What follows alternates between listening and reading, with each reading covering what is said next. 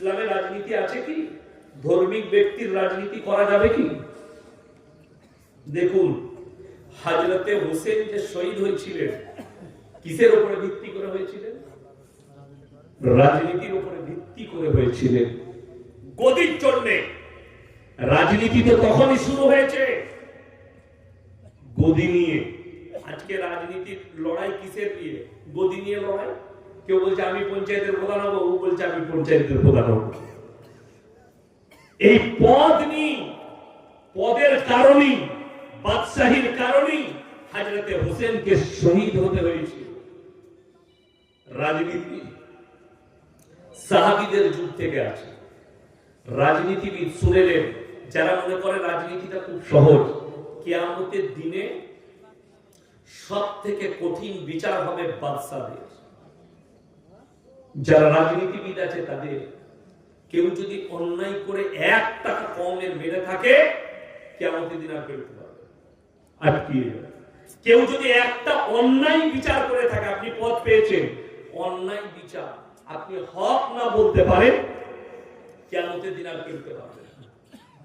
অন্যায় বিচার করে আপনি ফেলে পড়বেন, ন্যায় বিচার করতে হবে। আর এখনকার যুগে যারা আমরা রাজা হচ্ছি, বাদশা হচ্ছি, চেয়ার পাচ্ছি, আমরা কি কেউ যদি গাঢ় দুধের 1 কাপ চা খাওয়ায়, বিচার তার পক্ষে চলে যাবে। 500 টাকার নোট গুঁজে দিলে বিচার তার পক্ষে যাবে। ঠিক বললাম না ভুল বললাম? এরা কিন্তু বিপদে পড়বে কিয়ামতের দিনে। তাই রাজনীতি আপনি করতে পারেন কওমে মিল্লাতের, ইসলামের উন্নতির জন্য। নেতা হন, মন্ত্রী হন, এমএলএ হন, এমপি হন, কিন্তু আমি কওমের উপকারের জন্য করব, তাহলে হবে না। যদি মনে করেন যে আমি খালি পদের লোভে হব, তখন তুমি লোককে কিছুই বলতে পারবে না, খালি পদটা পেয়ে যাবে। এরকম বহুজনের মুখে কুলু পেটে গেছে, আমি নাম করব না। দেনা পাওনা করে বিয়ে করা যাবে কি?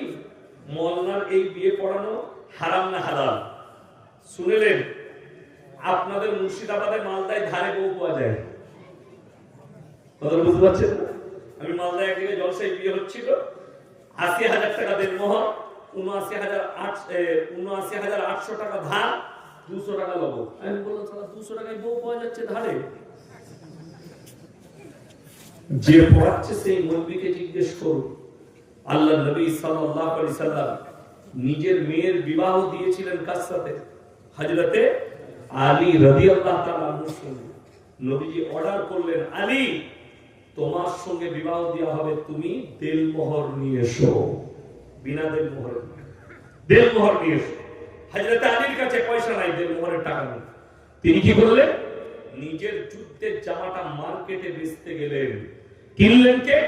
হযরতে উসমান গনি রাদিয়াল্লাহু তাআলা। তিনি কিনে নিলেন। কিছু দূর গেছে, ও ভাই আলী এদিকে এসো। তুমি জামা বিক্রি করেছো? জি। পয়সা পেয়েছো? জি। সব পেয়ে গেছো? জি। সঙ্গে সঙ্গে বললে, এই জামাটা আমি তোমাকে উপহার দিলাম, হাদিয়া। হাদিয়া গ্রহণ করা নবীজির সুন্নাত। কোন গরিব মানুষ যদি কোন আলেমকে হোক, মৌলবীকে হোক, বড় লোককে হোক, ধনীকে হোক, বন্ধুকে হোক, যদি হাদিয়া দেয়, ওটাকে আপনি ইংরেজি ভাষায় গিফট বলছেন, কিন্তু গিফট হবে না, হাদিয়া। হাদিয়া গ্রহণ করা নবীজির সুন্নাত। তবে বিবাহ করলে 1 লাখ 2 লাখ নয়, আপনি 5,000 টাকা দেন, মোহর দেন, কিন্তু নগদ দিবেন। ওটা বিবির হক। বিবি ইচ্ছা করলে স্বামীকে দিতে পারে, নিজের পেছনে খরচ করতে পারে, মাদ্রাসা মসজিদে দান করতে পারে, কিংবা নিজের মা বাপকে দিতে পারে। এইটার সম্পর্কে, দেনমোহরের সম্পর্কে কৈফিয়ত নিতে পাবে না স্বামী কিংবা তার পরিবার। এটা ইসলাম। বেতন